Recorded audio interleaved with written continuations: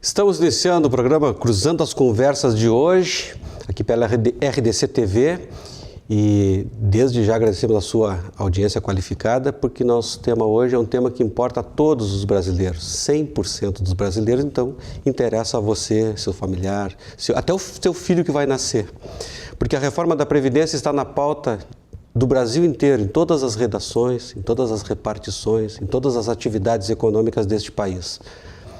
E quem não pensa um dia poder descansar, ter uma previdência privada, ter uma aposentadoria, ser assistido pelo SUS, ser assistido pela assistência social, porque a Seguridade Social é um guarda-chuva que debaixo desse guarda-chuva nós temos hoje, conforme as regras atuais, a Previdência, a assistência social e o SUS. E tudo isso pode mudar de uma hora para outra. E nós vamos saber dessa complexidade que teremos a seguir através da Câmara Federal, nossas votações, as articulações políticas. E vamos saber da necessidade de um tema tão importante que envolve a todo mundo. Então, você é nosso convidado a participar pelo WhatsApp, fazer a sua pergunta, 996784020, o 999-50-0232. E eu vou apresentar nossos convidados, começando com o diretor do Sintrajuf, do Rio Grande do Sul, e da Federação Nacional dos Trabalhadores do Judiciário Federal e Ministério Público da União, e um dos coordenadores do Fórum em Defesa da Previdência, o Cristiano Moreira. Bem-vindo ao programa. Obrigado, boa noite, Gley, boa noite aos colegas de bancada, boa noite aos telespectadores. É uma grande satisfação estar de volta ao programa e dessa vez para debater um tema, como tu mesmo disseste, né, de grande importância, né, para toda a população, mas sobretudo para aqueles que vivem do seu trabalho. Né? Nós temos hoje um projeto de reforma da Previdência que, a meu ver, significa a destruição da previdência pública e social como nós a temos hoje. Então, espaços como esse, em que há a oportunidade do contraditório, em que nós podemos, né, esmiuçar cada aspecto dessa reforma e explicar por que as verdades, entre muitas aspas, ditas pelo governo, não são exatamente as consequências que os trabalhadores terão se essa reforma vier a ser aprovada, é uma oportunidade ímpar para todos nós. Né? E mais importante ainda, acontecer em um dia como hoje, né, um dia que foi bastante agitado, de forma geral, acho que foi muito agitado para o governo. Né? Quem acompanhou o noticiário sabe do que eu estou falando, tem muita crise no governo em relação à reforma, mas foi agitado também porque hoje foi um dia nacional de luta contra a reforma da Previdência. Estava comentando com a Marilina no caminho, estava um pouco cansado, mas muito eufórico também, porque nós tivemos um grande ato público em Porto Alegre, felizmente, e em todo o país tivemos grandes mobilizações em que os trabalhadores estão dizendo não a essa proposta que o governo enviou no dia 20 para a Câmara dos Deputados. O senhor vai poder ampliar em seguida mais isso para nós, porque nós temos outros convidados, como o economista e coordenador da bancada do Partido Novo na Assembleia Legislativa do Rio Grande do Sul, Frederico Cosentino, com a gente. Boa noite. Boa noite, um prazer estar aqui podendo falar de um tema tão importante que é a reforma da Previdência. E uma reforma que não é só importante para nós, mas é importante principalmente para as futuras gerações. Alguns economistas estimam que, se nada for feito, daqui a 15 anos, 100% do orçamento da União vai estar comprometido com pensões e aposentadorias. Então, ou a gente faz alguma coisa, ou a gente mexe nesse sistema, seja com um ajuste, seja com uma reforma profunda, ou vai faltar dinheiro para as políticas públicas que são essenciais. Então, acho que eu costumo dizer que a reforma da Previdência ela só é impopular porque ela não é muito bem explicada e não é muito bem debatida. Então, louvo esse espaço, que o telespectador possa sanar todas as suas dúvidas e formar a sua opinião sobre esse tema que vai ser pauta do Congresso Nacional, vai ser votado, talvez ainda esse semestre, uma primeira votação, mas vai ser decidido ao longo do primeiro ano de governo e, pessoalmente, espero que tenhamos um desfecho favorável à reforma, com uma economia prevista para os 10 anos, né, como o Paulo Guedes tem dito, de no mínimo R$1 trilhão, que vai dar para o país um novo rumo de crescimento. Paulo Guedes, ministro da Economia. Também conosco a advogada especialista em direito previdenciário, Marilinda Fernandes. Boa noite. Boa noite, muito obrigado pelo convite. Sou dos colegas de mesa de debate e agradeço profundamente sermos convidados para um debate desta natureza que se prende com a reforma da Previdência.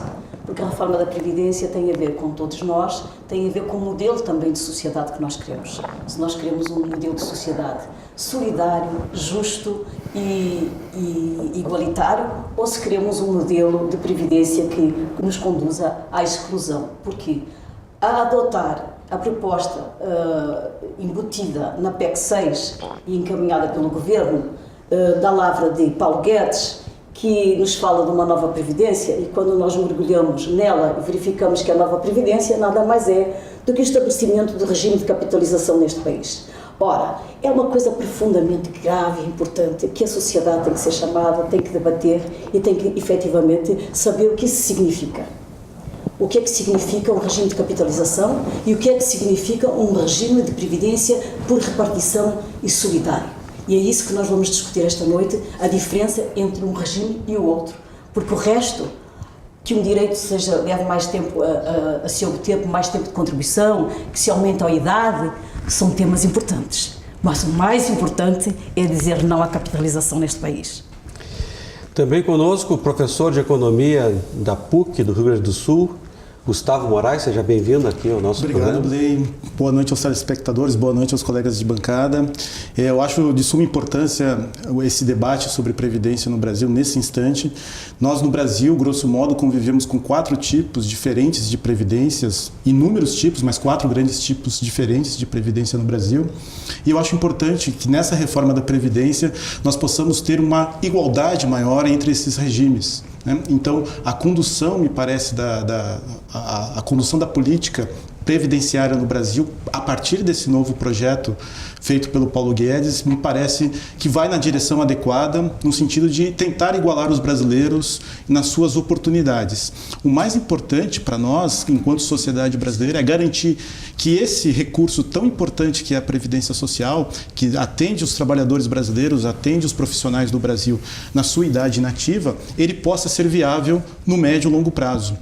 E o que nós temos hoje é uma situação que, não apenas no nível federal, na Previdência Universal, mas também nos níveis estaduais, nas previdências para o funcionalismo público estadual, ele atende a privilégios e consome boa parte do orçamento com poucas pessoas, poucos trabalhadores, a rifa de todos os demais trabalhadores brasileiros. Então, eu acho de suma importância, parabenizo a RDC por esse debate. Você é nosso convidado especial para participar aqui conosco ao vivo, fazer perguntas para os nossos convidados de alto nível, de um tema importante que envolve a todos nós, pelo WhatsApp 999-50-0232 ou 99768-4020, à sua disposição a partir de agora para fazer suas perguntas, seus questionamentos e, à medida do possível, vamos repassando aos nossos convidados. Eu começo, então, com o economista Gustavo Moraes. O senhor falou de 4 tipos de previdência que temos hoje, até para o telespectador, o internauta que está nos vendo agora, poder se situar. Claro.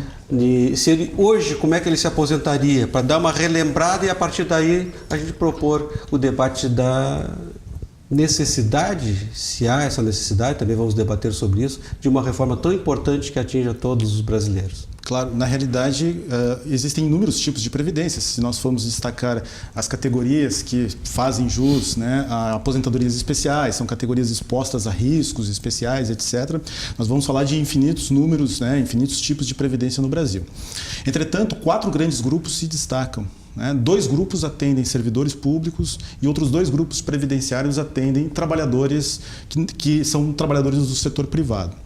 Nós temos um grupo, dentro dos trabalhadores do setor público, nós temos um grupo civil e um grupo militar. No caso dos trabalhadores civis, eles perfazem um regime previdenciário no qual eles contribuem ao longo da sua vida ativa, da sua vida profissional dentro do setor público, e ao se aposentarem, esses trabalhadores eles não perfazem, não obedecem a tetos. Ou seja, dependendo da regra da categoria, eles vão ser remunerados segundo o último salário, ou a média dos últimos salários, depende da categoria envolvida. No caso do trabalhador militar, existe uma peculiaridade alegada na atividade profissional. Então, esse trabalhador ele também contribui ao longo do tempo, constitui a sua contribuição para o governo e, na sequência, obedecendo a regras peculiares à profissão, ele se aposenta a gente tem percebido, por exemplo, que ele se aposenta com uma média mais jovem do que os trabalhadores, do restante dos trabalhadores brasileiros. No lado privado, nós temos dois tipos de regras, dois grandes grupos de regras acontecendo no Brasil. Um para o trabalhador CLT, o trabalhador dito urbano, no qual ele contribui à Previdência e ele se aposenta, e diferentemente do trabalhador do setor público, ele se aposenta sobre regra de um teto, né? Um teto vigente hoje na Previdência Social brasileira. Tem quanto, mais ou menos? Desculpa? Esse teto? De quanto, mais ou menos? Sim. 5.890, 5.900 reais, grosso modo. E ainda há, além desse trabalhador urbano, também uma regra para o trabalhador rural brasileiro. O trabalhador rural brasileiro, um benefício que, em geral, gira em torno de um salário mínimo na sua média, etc., atende a população que trabalhou no campo, comprovadamente trabalhou no campo, sobre regras específicas do direito brasileiro, né? Então, desse modo, há quatro grandes grupos, podemos dizer assim, na Previdência Social brasileira. Me parece, né, justo nós confrontarmos esses grupos, confrontarmos esses direitos e essas obrigações que cada um dos grupos tem. Isso vai estar refletido também nas contas públicas, em última análise, segundo essas regras. Advogada especialista em direito previdenciário, Marilinda Fernandes. Pois então. Nesse sistema de hoje, o que está prejudicando o governo e o que favorece o trabalhador? Quem perde, quem ganha no sistema atual? Pois, Glei, antes de responder de imediato a sua pergunta, eu vou ter que fazer algumas colocações em relação ao que o Gustavo disse. Primeiro, hoje os servidores públicos já estão sob o teto. Porquê? Com a reforma constitucional número 41, nós estabelecemos que no momento vivemos 3 regimes nos servidores públicos. Já foi feita a reforma. Não, eu gostaria de ter o tempo e vou dizer assim, quem ingressou até 2003 tem direito à paridade e integralidade. Só os que entraram antes de 2003. Os que entraram entre 2003 e 2013 se aposentam pela média dos salários que contribuíram. E os que entraram para o serviço público a partir de 2013 já foi feita a reforma. Então isto já é uma primeira premissa que nós temos que trabalhar para demonstrar que a reforma, quando diz que vai tirar os privilégios dos servidores públicos, que seja bem esclarecido. Os servidores públicos já estão no regime de capitalização em parte. O servidor público que entrou a partir de 2013, ele já tem só direito ao teto, 5.590, ele só contribui sobre o teto e só vai receber o teto. Para ele receber mais que o teto, já foi constituído a nível federal e a nível estadual, no nosso Estado, foi constituído um fundo de previdência complementar. Então, se os nossos servidores, a capitalização já está a vigorar para os servidores públicos. Então, é preciso primeiro esclarecer.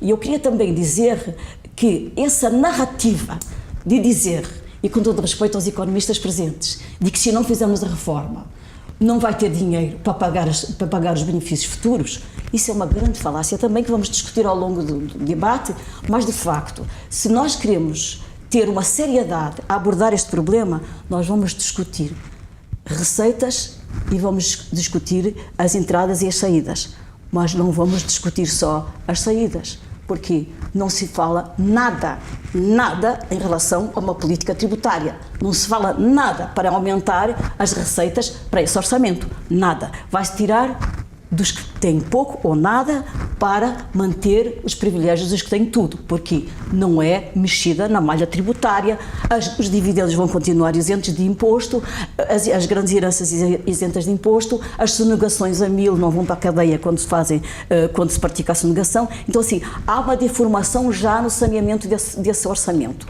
Por outro lado, ainda em relação aos regimes, então, em relação ao servidor público, já existe essa reforma que foi feita com a Emenda Constitucional 41. No entanto, não há ninguém aposentado por esse regime. Não, mas veja bem, quando você vai fazer... Trabalhadores que ingressaram em 2003 veja bem, ainda não se aposentaram. Gustavo, quando você vai fazer a reforma hoje, também não é para ter efeitos imediatos hoje. Exato. Vai ter os reflexos em 2030.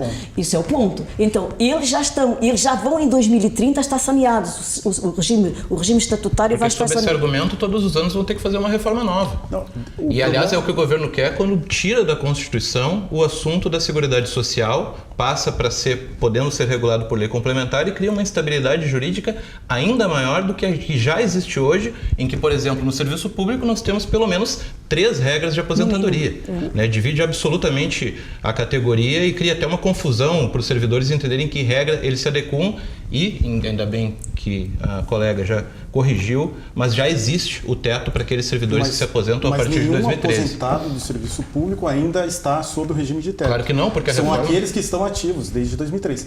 É importante salientar que toda vez que se faz uma reforma do modo como foi feito em 2003, se faz uma reforma que vai ter resultados apenas em décadas. O regime da natureza do regime previdenciário que reformas apareçam somente em resultados em décadas. Mas a reforma foi feita em 2003. Sim. E nós estamos falando de uma outra reforma e que não é uma reforma qualquer.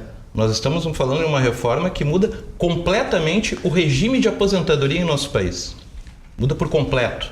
Inclusive, em relação aos servidores públicos, acho que é importante esse debate porque nós podemos colocar determinados dados que o governo ignora completamente. Como, por exemplo, o fato de que já existe teto para os servidores que se aposentam, aqueles que ingressaram após 2013.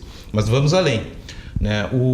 A narrativa que justifica a reforma da Previdência, ela busca fazer crer o trabalhador que vai tirar dos supostos privilegiados, trabalhadores do serviço público, para beneficiar os mais pobres. Isso é uma mentira. Isso é importante que o telespectador entenda. E por que é uma mentira? Primeiro, porque existem regras aplicáveis aos servidores públicos que são absolutamente ignoradas na narrativa do governo. Em segundo lugar, porque a reforma vai prejudicar, sobretudo, os trabalhadores mais pobres. Hoje, com o desemprego batendo em 12%, em média, um trabalhador tem um terço, aliás, um quarto do tempo desempregado. De 12 meses, ele trabalha 9 meses. O que a reforma da Previdência apresentada pelo governo prevê é que para se apresentar com benefício cheio, e cheio é, no máximo, o teto do regime geral, vai ter que contribuir 40 anos. Com a média de pelo menos um quarto do tempo desempregado, significa que ele vai começar a trabalhar com 18 e serão 50 anos até ele adquirir o direito ao benefício integral. Ou seja, aos 68. Há muitos, eu não vou nem referir estados da federação em que a expectativa de vida é inferior a isso. Há bairros em Porto Alegre em que a expectativa de vida é muito abaixo desse número. E se o governo tivesse de fato a intenção de tirar dos servidores, é engraçado, porque nós tivemos um fato mais recente em relação à reforma que desmoraliza por completo esse discurso, que foi a apresentação da reforma dos militares. Nós entendemos que no primeiro momento não estava previsto e depois com a certa pressão da sociedade, dos próprios deputados, né, numa negociação agora estão incluindo. Já estava prevista, mas não tinha uma efetividade. A partir de agora tem. E não tem efetividade. Na verdade, a reforma dos militares é um plano de carreira. É muito curioso isso. Vamos debater esse tema dos militares. Eu depois retomarei, mas agora o Frederico tem direito à palavra, mas vou retomar o Gustavo. O economista Frederico Cosentino também a respeito da justificativa da necessidade. Há uma necessidade, porque o Brasil é um país de 200 milhões de habitantes, mais ou menos, né? Cerca disso. Já se falou em reforma política, não aconteceu. Já se falou em reforma fiscal, tributária, e agora se fala em reforma da Previdência. Já vem já há algum tempo, né? Mas nesse meio tempo, de 2016 para cá, o país passa por uma situação institucional precária. Nós tivemos aqui um impeachment em 2016, tivemos uma prisão do ex-presidente, nessa semana um outro ex-presidente. Então, temos um presidente no mandato de menos de 3 meses. Tem uma desconfiança sobre esse trabalho do Paulo Guedes, que em outro país parece que teve problemas, né, ao longo do tempo, ao longo de 30, 40 anos. E esses reflexos preocupam o trabalhador brasileiro. Mas aí eu lhe repasso a pergunta que eu fiz para Marilinda Fernandes, do sistema de hoje. O que está prejudicando hoje o erário com o atual sistema de aposentadoria? Eu acho que talvez a gente tenha que dar um passo atrás e, antes de discutir questões específicas, tentar explicar para aquele telespectador que está chegando agora e que não sabe como funciona a Previdência. O sistema de Previdência hoje, o sistema solidário de repartição, quem está na ativa contribui para quem está aposentado. Uma questão básica, né? Para o sistema ser sustentável, hoje o sistema ele tem um déficit, as contribuições dos ativos não são suficientes para pagar as aposentadorias daqueles que estão aposentados, aposentadorias e pensões, então são necessários outros recursos, a dívida de impostos. Exato. Né? Então esses recursos que se estão indo para esse sistema previdenciário, estão faltando, estão deixando de ir para outro lado. A questão é que, eu sempre dou o exemplo pessoal, que é o exemplo que o telespectador, a pessoa que está em casa nos assistindo, entende. Eu tenho uma irmã, meu pai, minha mãe, cada um tem 4 irmãos. Meus avós tinham 7, 8 irmãos. Ou seja, nós temos cada vez menos jovens, cada vez mais pessoas mais velhas se aposentando. Não é sustentável da forma como está que os trabalhadores ativos, com as regras atuais, da forma como as pessoas se aposentam e se estão vivendo cada vez mais. Acho que tu cometes um erro crasso na hora de analisar a expectativa de vida. Não é a expectativa de vida que importa no cálculo previdenciário, é a expectativa de sobrevida a partir do momento que o cidadão atinge os 65, 60 anos. Mas tu trouxeste algum cálculo atuarial para justificar a reforma? Porque o governo não apresentou nenhum ainda. Ok. Mas não é a idade, não é a idade, não é a expectativa de vida que se discute, é a expectativa de sobrevida. Há um déficit crescente. Hoje se gasta mais, por exemplo, com pensões por morte do que com Bolsa Família. Há um déficit crescente e as projeções, elas são catastróficas. É isso que tem que se entender. As projeções do crescimento da despesa previdenciária para os próximos anos são catastróficas. O orçamento, as despesas previdenciárias não vão mais caber no orçamento. As pessoas estão ficando cada vez mais velhas, menos pessoas estão ingressando no mercado de trabalho. Existe muita informalidade no Brasil. Só para concluir, por gentileza. Desculpa. Existe muita informalidade no Brasil, ou seja, muitas pessoas que não contribuem para a Previdência e que acabam se aposentando, seja por idade ou seja através dos benefícios de prestação continuada, que são assistência, que são legítimos, obviamente, e que é preciso fazer um ajuste. E aí eu gostaria de que haja uma apresentação de alternativas factíveis. Sim. Porque não adianta dizer, por exemplo, no meu entendimento, que nós temos que buscar fontes de receita. Fontes de receita são mais impostos. Mais impostos. Numa sociedade hoje que paga quase 40% em impostos, cara, o deputado falar em mais impostos é muito complicado. O sistema ele tem que ser autossustentável. O sistema ele tem que se sustentar sem depender de receitas extraordinárias, porque os impostos extraordinariamente arrecadados, ou seja, fora do sistema previdenciário, devem ir para as áreas essenciais, como a saúde, educação, segurança, estão combalidas no nosso país.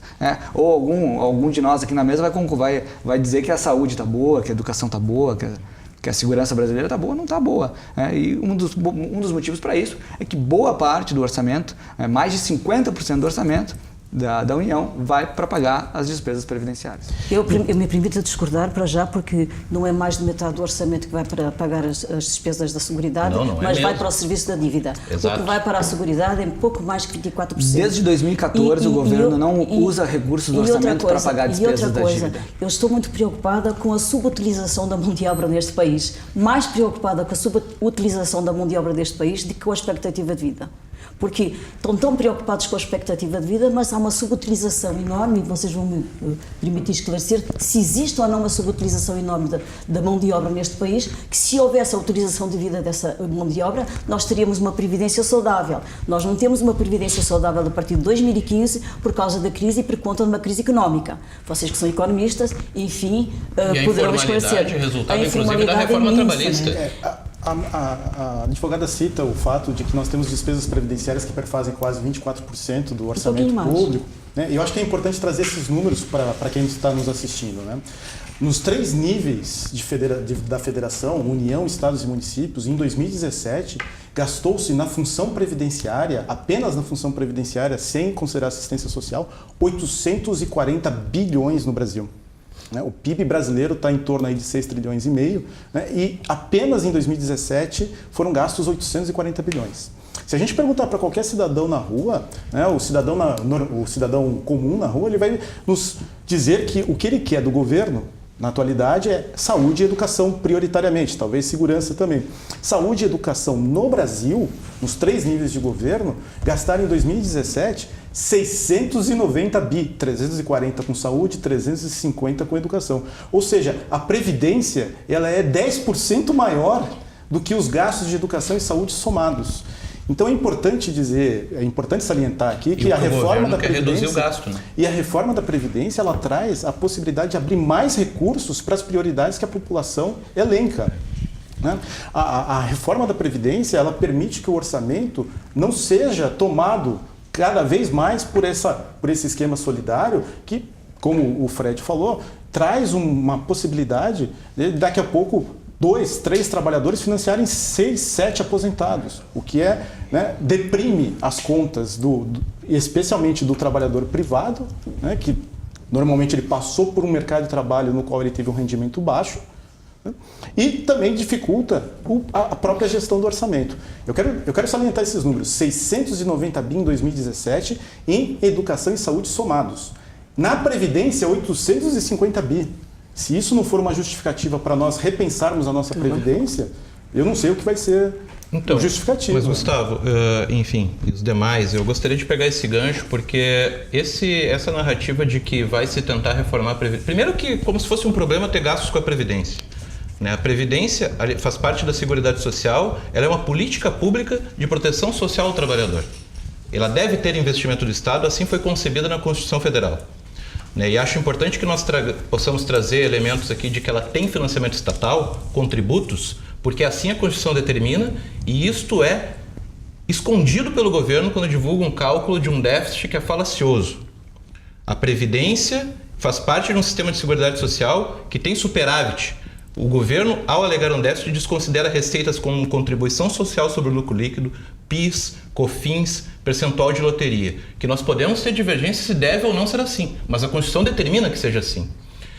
Vamos além.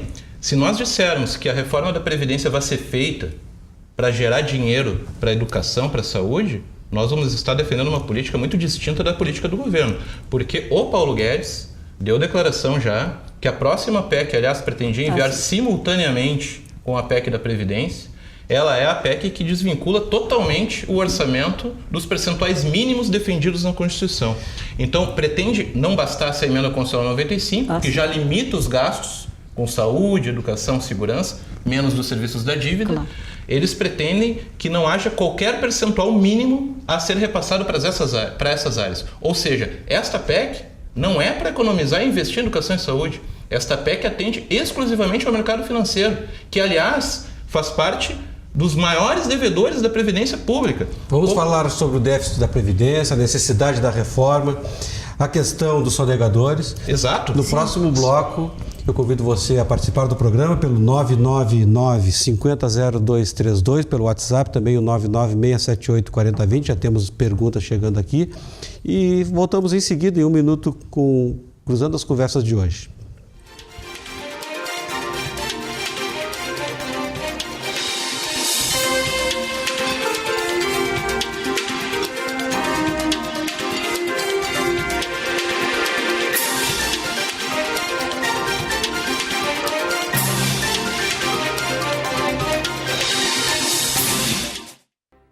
Cruzando as Conversas de hoje tem um tema importante que atinge a 100% dos brasileiros, que é a reforma da Previdência, proposta pelo ministro Paulo Guedes e que está em debate em todo o país. E poucas vezes se viu numa emissora de televisão o ponto e o contraponto deste debate. Nós tivemos, inclusive, durante o governo anterior, algumas propagandas tiradas do ar, porque as propagandas de governo elas têm que falar de campanhas institucionais de governo e não de projetos de mudança. Formação do Centrajuf. Isso. Foi, vocês? Então, duas propagandas foram tiradas do ar, faz parte do jogo político também, a pressão política, mas a gente tem que fazer esse registro aqui, porque se vê pouco esse debate no que está propondo hoje a RDC TV, e eu parabenizo o Everton Calbar, que é o produtor do programa, por um tema importante, trazer o ponto e contraponto, garantir a palavra de quem defende, a palavra de quem defende o outro lado, para que você, telespectador, faça o seu juízo a respeito do que vai interferir na sua vida. Se não está interferindo hoje, vai interferir no futuro ou dos seus descendentes. Porque a Seguridade Social, que é composta do SUS, da Assistência Social e da Previdência, ela tem uma garantia na Constituição dos recursos que hoje chegam para a Previdência. E tem uma desvinculação da Receita da União, que é a DRU, tudo dentro da lei, onde o governo saca dinheiro do Caixa do Tesouro para outras atividades, tudo dentro da lei, não é desvio de verba. É correto, porque nós temos uma república federativa, então é normal que se um setor tem um superávit e o governo não trabalha com o sistema, me corrija se eu estiver errado, de lucro, né? As empresas têm que reinvestir através dos impostos que o governo recebe, reinvestindo na própria infraestrutura, na tecnologia, na educação, em todas as áreas e atividades econômicas do país. Então, essa desvinculação da receita da União, o governo pega uma parte desse dinheiro e não repõe, porque ele gasta em outras obras. Uma usina hidrelétrica no Nordeste, uma rodovia no Rio Grande do Sul. Então, tem um dinheiro aqui, mas se fala que há uma defasagem, o chamado rombo da Previdência, conforme o ministro Paulo Guedes e os defensores da reforma entendem dessa forma. A outra questão também dos sonegadores, tem uma pergunta aqui, chegou por nós através do WhatsApp. Ótimo. Por que não cobram dos grandes devedores da Previdência, como os grandes bancos? O porquê estão poupando os reais devedores? Não se identificou, é um telefone que não está no nosso cadastro. Então eu faço essa pergunta para vocês. Primeiro, a questão do rombo. Ótima pergunta. Sim. Uns dizem que é uma falácia, outros dizem que é uma necessidade, porque não se sustenta o regime atual. Por isso que eu fiz a pergunta no início, como é que estamos na questão da atualidade da Previdência agora. Eu gostaria que vocês debatessem esse tema. Que rombo é esse que trouxe existe? dois temas, né? A Sim. DRU Isso. e a questão da Isso. dívida. Acho que entrar no debate da Previdência, se apegando a esse tecnicismo jurídico, porque a DRU, porque sobra, etc., é entrar errado, porque o fato é que a Previdência, isoladamente, dentro da assistência social, ela é deficitária. As receitas previdenciárias com as contribuições de quem está ativo não são suficientes para pagar as despesas, as aposentadorias e as pensões. Só que na Constituição, a lei, os termos específicos da lei, coloca a Previdência dentro do leque da assistência social, que está ali o SUS, a assistência. E aí, com os impostos que abastecem essa conta contábil do governo, esse balancete do governo, se paga a Previdência, se paga o SUS, se paga a assistência, sobra dinheiro. O que o governo faz? O governo desvincula, coloca na educação, na segurança, coloca no pagamento da dívida várias pública. Sim, na verdade, essencialmente essa é uma das maiores falácias recentes, porque desde 2014 o governo não usa R$1 do dinheiro dos impostos para pagar a dívida. Não e é aí, que a auditoria da dívida pública e tem aí nós demonstrado. podemos discutir especificamente a dívida pública, porque se não for feita a reforma da Previdência, o orçamento vai continuar deficitário. Se o orçamento continuar deficitário, o governo vai ter que se endividar mais. Se o governo se endividar mais, o governo vai pagar mais e mais juros da dívida. Mas não podemos ter acordo só em auditar a dívida pública? Eu também gostaria. Desde 2014, o governo não tira R$1 do orçamento para pagar a dívida. O governo apenas rola a dívida. Então, o que nós temos que discutir é a Previdência. Sim, e eu gostaria. O que nós temos que discutir é a Previdência. Em relação à pergunta do telespectador, da sonegação, é bem interessante que na PEC tem uma coisa que se chama refinanciamento. E o refinanciamento é assim é diferido por 20 anos e mais. Então, por exemplo, muitas das dívidas dos bancos e das grandes empresas à Previdência são refinanciadas por um período enorme que vai pelo tempo, pode ser 20 anos, e agora a PEC, em vez de combater esse refinanciamento e exigir que seja pago efetivamente em dia a contribuição à Previdência, dá prazo de 60 meses, 5 anos, reduz de 20 para 5.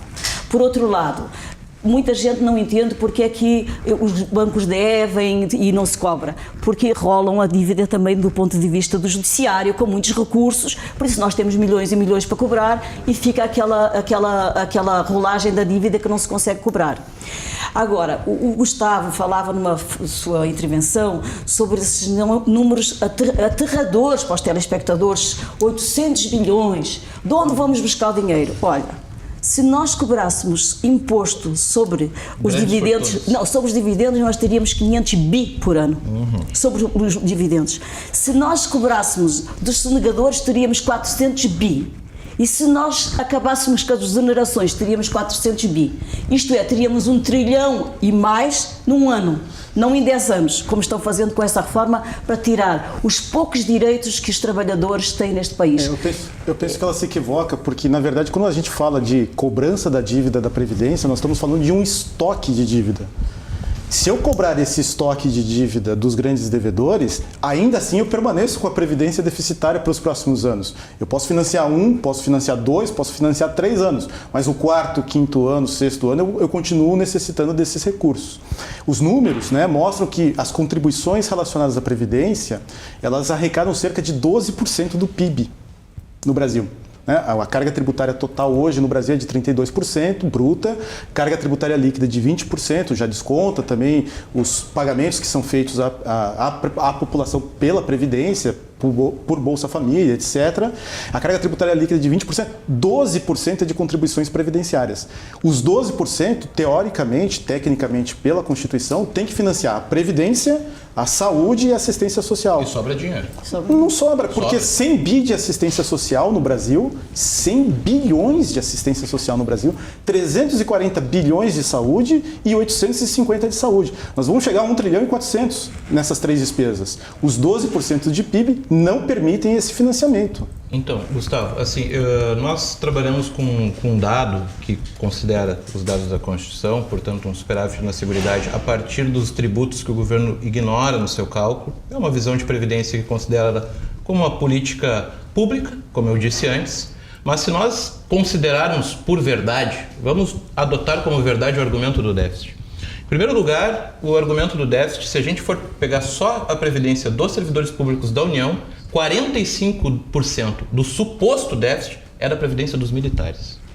A proposta de reforma da previdência dos militares encaminhada pelo governo ao Congresso é obscena, porque ela é, na verdade, um plano de carreira para os militares. Prevê aumento de vencimentos, gratificações, né, mantém integralidade e paridade e uma contribuição que iria aumentar para 10,5% daqui a 3 anos, enquanto pede um sacrifício de 1 trilhão de reais para o restante da população. E com a aplicação de um regime de capitalização. O que é o regime de capitalização? Acho que o telespectador é importante que saiba, e, enfim, nós estamos num debate de alto nível em que está sendo possível nós podermos explicitar quais as consequências desta PEC encaminhada pelo governo ao Congresso. O regime de capitalização foi aplicado no Chile, em 1981, no governo Pinochet. Aliás, com a participação do Paulo Guedes, ministro da Economia. O resultado desastroso no Chile é que 79% dos aposentados recebem menos do que um salário mínimo. Isso levou o Chile à liderança do ranking de suicídios entre idosos na América Latina.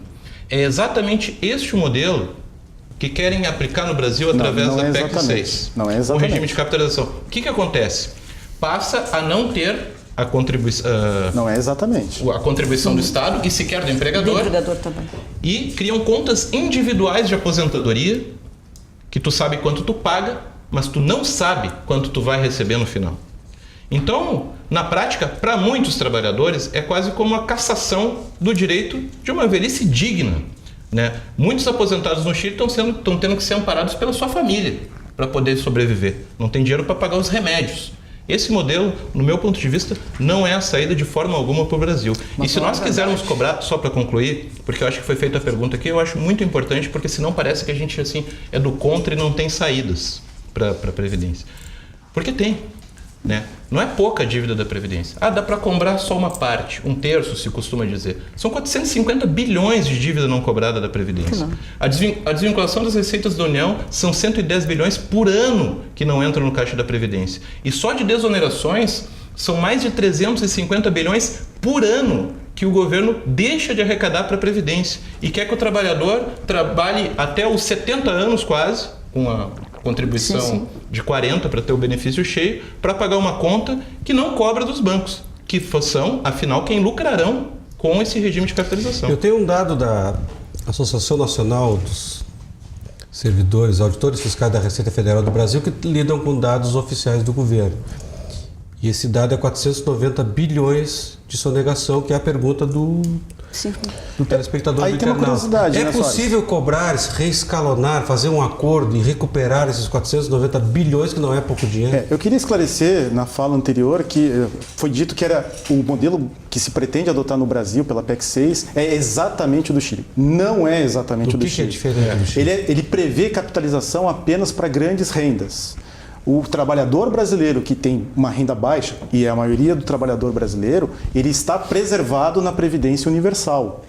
A capitalização ela se inicia a partir do momento que eu desejo, na minha aposentadoria, eu desejo na minha inatividade, por invalidez, etc., desejo um rendimento maior do que aquele que o teto da Previdência prevê. Então não é exatamente o mesmo modelo do Chile. Diga-se de passagem, esse modelo proposto é um modelo proposto quase que é adotado universalmente. É adotado no Japão, é adotado na Coreia, é adotado em países de baixa renda como o México, tal como o Brasil, país como a África do Sul. É universal. Os países da Europa, tanto dos países com renda alta da Europa, como os países do leste europeu que têm renda per capita próximas à do Brasil, adotam esse mesmo sistema. E aí o Chile, né? O Chile tem feito revisão desses regimes deles recentemente. A revisão é permanente. A revisão é permanente. Causou um pico de é natural a revisão. Mas a PEC não estabelece, ela remete a disciplina do regime de capitalização para a lei complementar. Ela apenas o estabelece. Mas é importante dizer... É importante citar que o termo que ela usa é uma referência muito clara ao modelo adotado pela Suécia. Muitas vezes tão elogiada, o modelo sueco. É o termo claro, inclusive o Pedro Neri escreveu uma coluna muito boa na Gazeta do Povo sobre o assunto, claramente o termo que faz referência ao modelo sueco, que é um modelo misto. Mas, Frederico, que é um modelo que Paulo Guedes vai adotar como arquétipo a Suécia? Os arquétipos dele são todos da outra escola, não é a escola social-democrata. É o modelo que adota os dois. Mas é que é impossível você transformar a Previdência brasileira completamente em capitalização. Qualquer economista que faz... Um custo de transição. Qualquer economista que faz as contas sabe que é completamente impossível. O custo de transição é altíssimo. O modelo será misto. Então não adianta... a maior parte dos trabalhadores... fazer terrorismo com a população. Mas não está escrito em lugar nenhum que é o modelo. Não está escrito em lugar nenhum, Frederico. Sim, não, isso eu queria esclarecer, Gustavo, é o seguinte, e Frederico e Cristiano, que o teto, você fala, com o facto de eles desconstitucionalizarem a Previdência nesta PEC, vai fazer com que você durma com um teto e acorde com outro teto. Sempre nas discussões de Previdência que já vêm há longas décadas neste país, se avançou que possivelmente o teto, que era um teto possível, seria 3 salários mínimos. Porque efetivamente a partir daí já a pessoa pode ter uma poupança. Até lá não interessa a ninguém. Agora, o teto que está de 5.890 não é garantido, antes pelo contrário, vai ser uma renda mínima, pode ser um salário mínimo ou 2. E a partir dali o indivíduo vai ser canalizado para essa capitalização. Senhores, na verdade, quando se fala, se traz alguns exemplos aqui, é normal se trazer, fazer comparações com outros países. Mas Suécia, Estados Unidos, Japão, Europa tem uma paridade social diferente da nossa. África do Sul. México e África do Sul. Diferente mas da nossa. O Obrador que assumiu há 3 meses já está a fazer a reforma da Previdência lá. Porque a revisão é permanente. A revisão é necessária. É justo comparar o trabalhador brasileiro. Está levando a grande desigualdade e miséria. Nós estamos comparando com o trabalhador mexicano, com o trabalhador colombiano. Países de mesma... O regime... Leste europeu. São trabalhadores que infelizmente têm uma baixa produtividade tanto quanto o trabalhador brasileiro. Quando acontece suicídio no Chile, foi bem mencionado aqui pelo colega, acontece porque a Previdência chilena não previu uma cobertura universal para os trabalhadores de baixa renda. Não previu uma renda mínima. O regime proposto no Brasil prevê essa renda mínima. Então é importante salientar que o modelo brasileiro corrige os erros do modelo chileno e, diga-se de passagem, o trabalhador chileno que comete o suicídio na terceira idade, ele comete porque o rendimento previdenciário é baixo, visto que ele teve ao longo da sua vida produtiva um rendimento baixo. E a culpa do rendimento baixo não é do regime de capitalização. A culpa é do sistema de ensino que não preparou adequadamente ele para o mercado de trabalho. E isso vai se refletir mais tarde lá na capitalização. A culpa não é da capitalização, culpa é do preparo para o mercado de trabalho. Tu acabaste de reconhecer que aquele que tem um rendimento baixo vai ter uma baixa capitalização. É exatamente o que nós temos dito. Ele acabou de dizer que vai ter uma renda mínima universal que foi ajustada no modelo brasileiro. Eu entendi, mas isto não está escrito na PEC. Está escrito na PEC. Para ser regulamentado por lei complementar. Eu tenho aqui a PEC e você pode procurar que não está aqui. Isso vai ser regulamentado por lei complementar. Está dito que vai ser regulamentado por lei complementar. A capitalização. Exato. A capitalização. Mas a Previdência permanece a partir dos 70 anos e o BPC antecipado para 60 anos. Aliás, o BPC. Eu quero pegar esse E aí também tem outro dado que eu acho que é importante. Explica o BPC, o que é o BPC. Soares, antes da explicação do BPC, eu queria fazer só uma provocação. O Sindicato das Autoridades dos Auditores Fiscais levanta que a turma está devendo 490 bi, mas quem é que tem que cobrar essa dívida? Os auditores fiscais. Os auditores fiscais. Mas aí nós temos dado, doutor, que há tempos atrás nós tínhamos 4 mil auditores fiscais na Receita Federal e hoje temos menos de 1.000. Pois é. Um país não, só para explicar para o telespectador. Um país de dimensão continental como o Brasil, 4 mil já era pouco, com menos de 1.000 fica impossível. Mas acho que tem uma outra provocação que eu gostaria de ter feito no começo, mas como a gente entrou nas perguntas, dá tempo ainda. Tu falaste que o sindicato que entrou contra a propaganda do governo acabou levando, né? Uma coisa muito curiosa, porque os sindicatos eles estão em massa, pelo menos estavam em massa, com o imposto sindical fazendo propaganda contra a reforma. O governo estava tentando fazer propaganda a favor. Eu acho que não deveria propaganda, publicidade governamental. Mas é uma contradição, porque os sindicatos faziam propaganda contra, principalmente os sindicatos mais atingidos. Não, mas os partidos... E daí é essa questão, porque os auditores, o sindicato dos auditores é contra, porque os auditores se aposentam, a grande maioria deles já se aposentou com o teto, sem contribuir adequadamente. Não é uma questão de defesa, mas é uma questão de atividade. São os que mais recebem. O sindicato representa uma categoria. Com e essa imposto categoria, sindical. Sim. Vamos ver quantos vão sobreviver agora. Vamos ver quantos vão sobreviver. E o governo é o governo de todos, né? Vamos ver da situação. A maior parte, Frederico, dos sindicatos de servidores públicos não cobram imposto sindical. O que o governo fez com a reforma trabalhista, de fato, acabou com o imposto sindical. Eu, particularmente, o nosso sindicato também não cobra. Pelo contrário, tem uma ação judicial transitada em julgado para não cobrar o imposto sindical dos servidores. Acho que não é a melhor forma de financiamento, mas de qualquer maneira a reforma teve, neste ponto, um objetivo claro de acabar da noite para o dia com uma fonte de financiamento do movimento sindical que trouxe reflexos. Não era o nosso caso. O governo editou uma medida provisória, 873, na véspera de Carnaval, que atacava não apenas os sindicatos que cobram imposto sindical, mas inclusive aqueles que cobram mensalidade daqueles que, por vontade própria, voluntariamente se filiam. O governo estava tirando da folha de pagamento a contribuição da mensalidade sindical. Isso é absolutamente inconstitucional. É um absurdo. E não à toa o judiciário tem cassado os efeitos dessa medida provisória. Só para fazer esse gancho. Mas não tem, acho que, nada a ver com o imposto sindical, por exemplo, não é o nosso caso.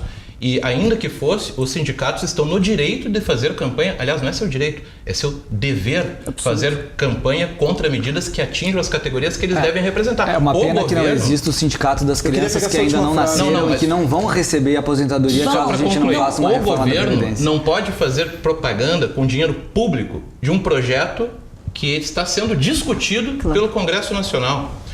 E, sobretudo, propaganda com dados mentirosos, como foi feito no governo Temer. Agora, sobre o benefício de prestação continuada, para concluir, enfim, poder seguirmos o debate... Benefício de prestação continuada. O BPC que eu perguntei nisso para abrir a sigla para o telespectador e o internauta poder entender melhor. É um dos maiores descalabros e crueldades presentes na reforma da Previdência do governo Bolsonaro. E... não por acaso, né, desmente o discurso de que a reforma vai beneficiar os mais pobres. Porque o benefício de prestação continuada é parte da política de assistência social para aqueles que não têm renda, ou têm renda, acho que inferior a 1/4 do salário mínimo. per capita. Per capita. E hoje, aqueles que têm 65 anos nessas condições percebem um salário mínimo. Com a reforma da Previdência, o governo está exigindo 70 anos de idade para receber um salário mínimo. O que é um absurdo completo, estabelecendo alguns requisitos adicionais para poder fazer jus a esse direito, como, por exemplo, a comprovação de patrimônio inferior a R$98 mil. No caso de não contribuintes. Sim. No caso de não contribuinte. O contribuinte vai ter direito a uma BPC proporcional ao que contribuiu ao longo da sua vida produtiva. Não, o benefício de prestação continuada é devido a todos aqueles que têm renda per capita familiar de menos de 1/4 do salário mínimo e que passaria a ser devido apenas para quem tiver 70 anos de idade. Aqueles que tiverem menos vão receber R$400. Qual o trabalhador que consegue comprar os seus remédios com R$400 com 65 anos? Mas ele já não consegue comprar hoje, porque ele não entra no mercado de trabalho formal, ele, portanto, não contribui, na maior parte das vezes, à Previdência, ele não é um autônomo que tem renda suficiente e ele já não contribui. É importante dizer isso, né? Aqui eu não estou defendendo o governo, estou defendendo a proposta que vai beneficiar, penso eu, a sociedade. O colega, quando menciona o BPC, é bom que se esclareça, para aqueles trabalhadores, para aquelas categorias que não contribuíram ao longo da sua vida produtiva. Exato. É o que acontece hoje, em grande parte, na Previdência Rural. O trabalhador que recebe o benefício da Previdência Rural, em grande parte, é um trabalhador que não percebeu contribuições previdenciárias ao longo da sua vida produtiva e no final ele requer porque vai ter uma aposentadoria mínima para ele pelo menos não cair na situação de pobreza. Né? Hoje existem estimativas que mostram que a Previdência Rural, por exemplo, ela tira quase 1/3 dos trabalhadores aposentados de terceira idade da pobreza no meio rural. Iniciativa privada. Iniciativa privada. Eu acho importante isso, quer dizer, no colega também falou uma frase aqui que eu acho que foi emblemática, quer dizer, os sindicatos fizeram propaganda de contra-reformas que atingiam a classe. Não com dinheiro público. Mas beneficiavam a sociedade. Eles fizeram uma propaganda contra uma reforma que... Não, mas é a sua opinião. Não, estavam defendendo os direitos e a categoria tira suas opiniões das suas instâncias. Claro. Não a sua. Não, eu acho que essa provocação da questão da propaganda foi positiva, porque não existe um sindicato da sociedade dispersa que isso é claro na ciência política. Os benefícios da reforma da Previdência, eles são absolutamente dispersos na sociedade. Eu brinquei antes, não existe... Eles são para toda a sociedade. Os benefícios para toda a sociedade, são dispersos. Porque você tendo renda e uma população incluída, você tem menos violência. Então, é benefício para toda a sociedade. Então, não é assim. Eu queria retomar, desculpa, só a questão do BPC, porque o que vai acontecer com esta emenda e com este modelo que está sendo implantado é que nós vamos ter o regime de capitalização e não aquilo que você está dizendo, e o regime assistencialista, porque muito dificilmente a maioria da classe trabalhadora vai conseguir contribuir por 20 anos para ter direito ao benefício mínimo e vai ter dificuldade de ter a mulher 62, 65 e 20 anos de contribuição. Isso é muito difícil porque com a reforma trabalhista que se fez, com a precarização do contrato de trabalho, com essa intermitência, com todos esses contratos precários, com a carteira verde e amarela, meu caro senhor, quem é que vai contribuir por 20 anos para a Previdência? Quem vai comprovar 20 anos? Então o que nós estamos discutindo aqui hoje, sabe o que é? É o Brasil migrar para o regime de capitalização e para o regime de assistencialismo. Vai acabar a Previdência. Vamos ampliar esse debate no próximo bloco, vamos falar da informalidade, a questão dos militares. Nós temos aqui a Miriam Cardon, servidora municipal, diz que contribui com 14% para a Previdência. Vamos saber como é que a Previdência, a reforma, poderá atingir também os servidores públicos. Voltamos em seguida, cruzando as conversas de hoje, falando sobre reforma da Previdência.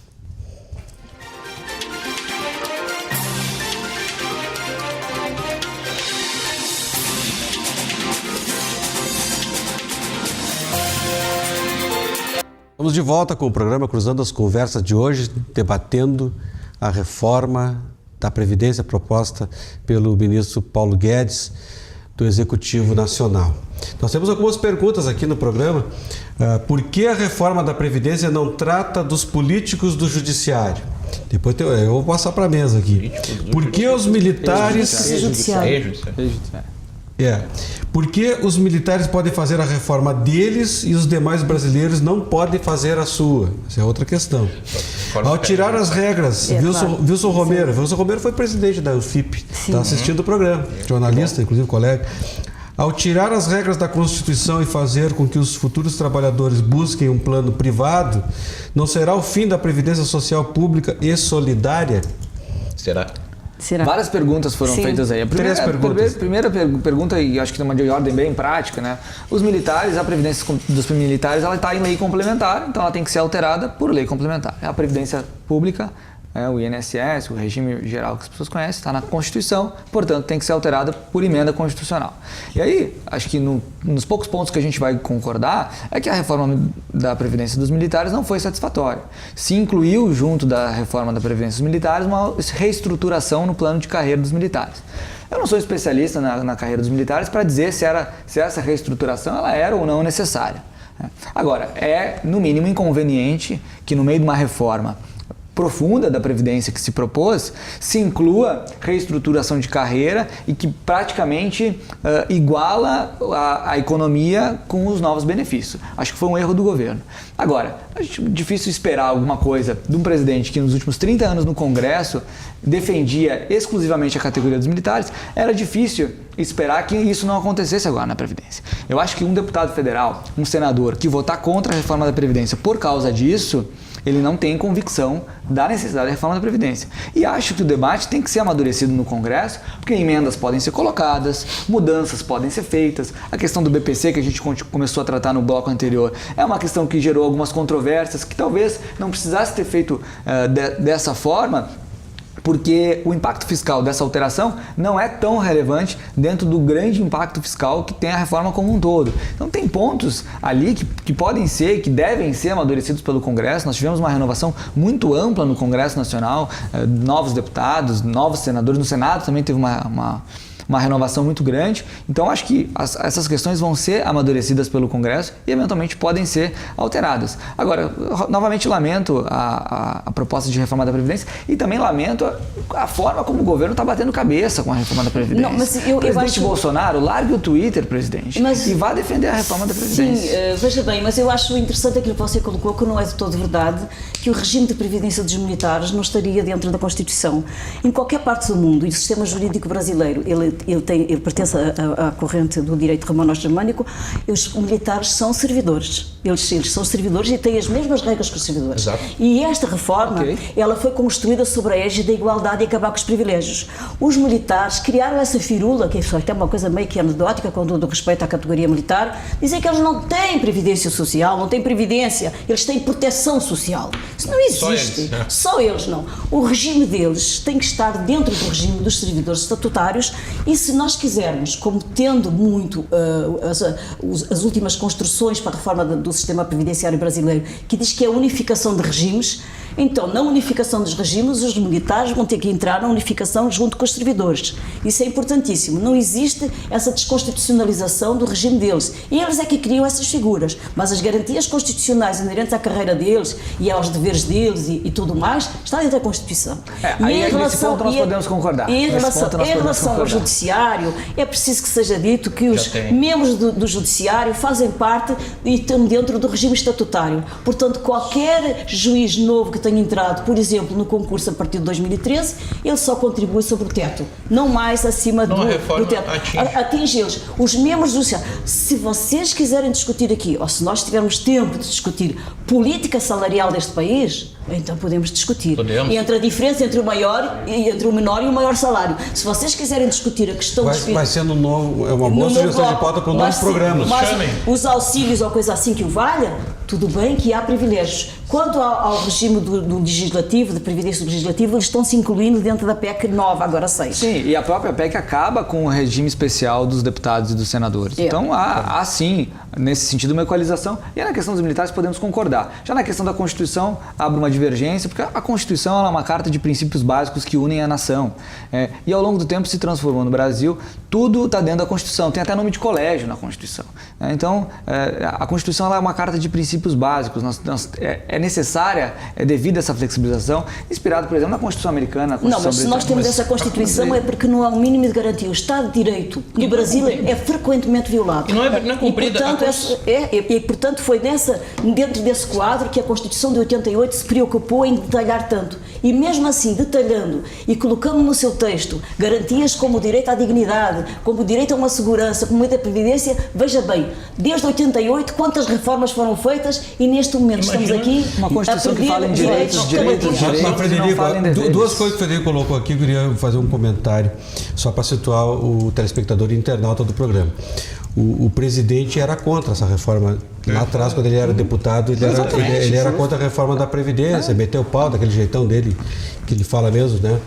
Pelos cotovelos. Sim, porque é corporativista. Porque é corporativista, sempre defendeu os militares. Agora, não esperava nada diferente. O Major Olímpio, que é um deputado, hoje é senador, não era do PSL na época, nas audiências públicas de 2016, também era contra a reforma. Exatamente. Né? Mas o presidente e agora é a favor. Era contra a reforma. Mas disso a gente só pode. E a outra questão da seguridade. Todo presidente, independente de partido que assume, ele promete cumprir a Constituição. No momento que desregulamenta uma área tão importante vai ter segurança jurídica a partir de agora, no momento que... Não é uma questão. O Gustavo queria falar. Respeito à Constituição é diferente de você colocar em discussão o conteúdo da Constituição. Sim. Né? Eu acho importante, a pergunta-chave para mim foi a pergunta feita antes do intervalo pela servidora municipal, né, sobre a contribuição de 14%. Contribui 14%. Eu acho que é importante porque esse tipo de proposta de reforma da Previdência que nós teremos no Brasil, inclusive, beneficia a ela. Porque a proposta ela beneficia a formação de poupança. Hoje ela contribui 14% e a servidora municipal, pelas dificuldades que o orçamento público vive, pelas dificuldades da economia que vive, passou por recessão recente, a gente não pode ter segurança de que ela vai ter essa aposentadoria com o poder de compra que ela tem hoje. Então ela contribui 14% e talvez, mesmo o regime sendo solidário, vai esgarçar um pouco mais as contas públicas municipais, no caso de uma servidora municipal. Ela pode, inclusive, no novo regime, ela pode diminuir a contribuição dela.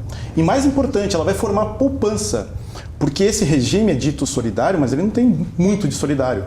Porque 33% do orçamento da Previdência vai para 1 milhão de servidores. E os outros 2/3 vão para 26 milhões de seletistas.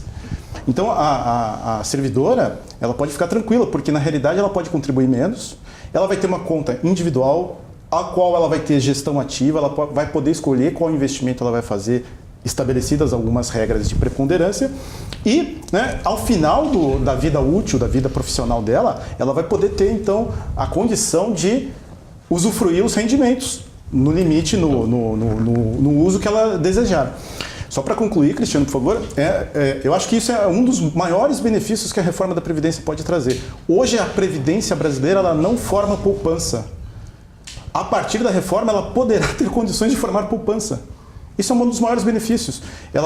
A servidora, como exemplo, vai poder pegar a gestão ativa dela e investir no fundo que ela desejar, na poupança que ela desejar, eventualmente até no projeto social que ela desejar, estabelecidas as regras que ela julga competente. Como é que fica a situação de quem passa uma parte da vida na informalidade? Desempregado, fazendo bico e não contribui com a Previdência. Isso acontece, isso já acontece hoje. Claro, né? Aí pega pela regra atual, os últimos 15 anos, a pessoa... Vai pro BPC. Hoje não contribui, isso é uma das razões pelas quais a receita da Previdência Social caiu tanto nos últimos anos também. Mesmo assim, a Seguridade é superavitária. Mas houve uma queda de receitas na Previdência recente, sobretudo pelo aumento da informalidade, o que se agravou drasticamente com a reforma trabalhista, que foi vendida como a saída para o desemprego no Brasil, e hoje a gente tem um desemprego batendo em 12%. Mas, para falar da Constituição, gostaria de tratar disso, Gley, porque, de fato, todo governo deve respeitar a Constituição. Se fala tanto dos servidores como os inimigos da nação, um discurso, desonesto do governo. Os servidores têm o direito à database na Constituição, esse direito não é respeitado por governo nenhum. Então não tem a revisão geral de remuneração, como em geral as categorias estabelecem em acordos coletivos. Mas não são os servidores os principais prejudicados com a reforma, né? São os trabalhadores da iniciativa privada que, com o regime de capitalização, o trabalhador entender, né? Porque existe uma aura, uma propaganda em torno disso como se de fato fosse algo bom, uma poupança. Só que essa poupança não vai ter aporte do seu empregador, não vai ter aporte do Estado. E, ainda que vigorem os dois regimes simultaneamente, qual o empregador que vai contratar pelo regime de previdência social podendo ter um regime de capitalização sem ter nenhum aporte? Evidentemente que esse será o regime principal em que os trabalhadores serão contratados e ficarão, enfim, à mercê de um futuro absolutamente incerto, como acontece no Chile. Né? Ainda sobre os servidores, né, não me parece, enfim, sequer tirar da Constituição o assunto da Previdência Social. Anteontem, estava falando com uma servidora colega que está há 8 meses de se aposentar. Se a reforma for aprovada, ela vai ter que trabalhar mais 8 anos para atingir a idade mínima. Que segurança jurídica é essa? Que as pessoas estão às portas da aposentadoria, confesso, não recordo. É que a Previdência termina, inclusive, com a aposentadoria por tempo de contribuição. Uma excrescência, né? Que só existe no Brasil. E tira da Constituição. Com a gente tendo esse tipo de instabilidade e insegurança estando na Constituição, imagina como será se ela sair. É o que a Marina falou. Sim, não, e também em relação ao conselho que o Gustavo deu à servidora, com todo o respeito, que paga 14% hoje e que seria interessante para ela o novo regime, eu devo-lhe confessar que não é interessante. Porquê? Porque ela paga 14% e a alíquota pode ir até 22% nos Estados. Porque se houver crise, por 20 anos, manter a alíquota dela que está a 14%, pode ir a 22%. E, por outro lado, é preciso ter-se claro que o regime de capitalização trabalha com tábuas e com expectativas de vida. Então, você faz um fundo prevendo que você pode viver até os 85 anos, mas se você vive até os 90, o que é que você vai ter lá entre os 85 e 90? E se existe outra crash como a de 2008? Teria que contratar um novo, novo seguro? Não, a grande crise de 2008, que não foi superada até hoje, levou muitos fundos de pensão nos Estados Unidos a grandes crises, inclusive os chilenos, porque 4 dos fundos são Sim, e o Estado brasileiro também quebrou e não está pagando nem salários em dia. O que é a segurança, meu caro senhor, de uma pessoa que coloca e aposta na capitalização, mas é verdade, vocês são economistas, sempre está pairando sobre nós, não superamos a de 2008 e a de 2020, 2021 está aí. A bolha da China está aí. Qual é a garantia que o mercado me dá? Eu estou presente aqui. Por sorte que nós temos 2 economistas, minha cara servidora, minha cara telespectadora, fica onde está e não migre de jeito nenhum. Mas olha só que interessante. O governo tira 14% dela e ela não tem segurança sobre a aposentadoria dela no futuro, o poder de compra dessa aposentadoria que ela usufrui. E a colega está advogando que ela deve ficar. E se ela é servidora pode eventualmente até cobrar 22%, um quinto do salário. Mas é o que a reforma vai prever. Sim, confisco salarial a emenda constitucional é que prevê até 22%. Mas eu ia perguntar, o governo cria uma alíquota de até 22% em casos excepcionais, acima desse preço atual, para cobrir rombos nos estados e municípios. Não se configura confisco? Já tive posição do Supremo no sentido de entender que não é confisco. Nós tivemos essa situação em Portugal. Recentemente, até 2015, nós tínhamos o receituário que estamos discutindo aqui hoje e Paulo Guedes está a querer aplicar, foi aplicado por um outro Paulo Portas em Portugal e deu o que deu. Uma diáspora sem tamanho, uma crise sem tamanho. E nós tivemos a capacidade em 2015 Portugal, de dizer aliás, sua não. Terra natal. Sim, e tivemos a capacidade de dizer não. Acho que tem que ser ponderado algumas questões. Porque uma questão que eu queria colocar aqui no nosso debate. A crise é criada pelo próprio sistema. A crise é criada por quem detém o poder e o modelo e o projeto de poder que está neste momento hegemónico. O projeto de poder neste momento hegemónico é a questão do ajuste fiscal. O meu projeto político de desenvolvimento é desenvolver o país e criar empregos. O que está aí nessa emenda é uma costura de um projeto o qual eu não subscrevo e aconselho todo o telespectador a não subscrever. Lindas palavras. A questão é a seguinte: hoje, 1/3 do nosso PIB vai para o governo. E 1/3 do nosso PIB não apresenta resultado para a população. Outro 1/3 é trabalho, outro 1/3 é capital. E 1/3 da economia no governo não produz desenvolvimento econômico. Só produz o quê? Remediar. Previdência, assistência. Os 350 bi que eu citei aqui investidos em educação, grande parte deles são investidos no sistema universitário e não na educação fundamental e não na educação média. Como é que vai ter giro na economia tirando o poder de compra? A partir da eficiência desse gasto, a partir da lógica de que o governo vai, ao invés de remediar, ele vai preparar os seus cidadãos para que esses indivíduos sejam independentes ao longo da sua vida e não atinjam a vida adulta e a terceira idade dependendo de uma ajuda, de um BPC, enfim. O Chile deu hoje nós temos, falou-se aqui da informalidade, hoje nós temos 60 milhões de informais no Brasil. Né? Ter carteira assinada no Brasil é um luxo. E o governo acha muito. No momento de maior crescimento no Brasil, nós tínhamos 49 milhões de brasileiros com carteira assinada. Outros 60 milhões, completando aí a população economicamente ativa, estavam fora, estavam informais. Eles não tinham, se acidentassem, eles não tinham direito a, por exemplo, um seguro-saúde. Eles não tinham direito, teriam que contratar na iniciativa privada. Ora, que Estado é esse que atende parte apenas da população e deixa a outra, 2/3 da população, ao Deus dará? Por isso os países mais avançados estão discutindo o quê, meus caros senhores? Renda universal. Porque a renda universal, mas digna. Que está contemplada na reforma. Não, a renda universal não patamares de miséria. Na Suíça se fez um plebiscito para 2.600 euros. E foi negado. Não. Mas pode passar na próxima. Mas olha só que interessante, eu tenho alguns dados aqui bem interessantes, porque a senhora falou da quebra dos fundos, né? Mas a reforma chilena, que instituiu os fundos há quase 40 anos, não houve quebra de fundos. É verdade que existe um problema com os idosos no Chile? Sim, é verdade. Tanto que ajustes estão sendo feitos. Tanto que a reforma proposta no Brasil já vem com esses ajustes e com esse aprendizado. Mas olha só que interessante a gente olhar os dados da Previdência. Não está escrito isso, Frederico. Prometeram 30%, estou pagando 70%, estou pagando 30%, e você me diz que os fundos foram rentáveis e estão ótimos? Não, que os fundos não quebraram, como a senhora sugeriu que aconteceria. Como a senhora sugeriu que aconteceria. Mas o pacto negocial e contratual foi violado. 3%, me prometeram 70%, então me pagam 30%. 3% do orçamento da Previdência vai para os 20% mais pobres. E 41% vai para os 20% mais ricos. É essa previdência que nós queremos?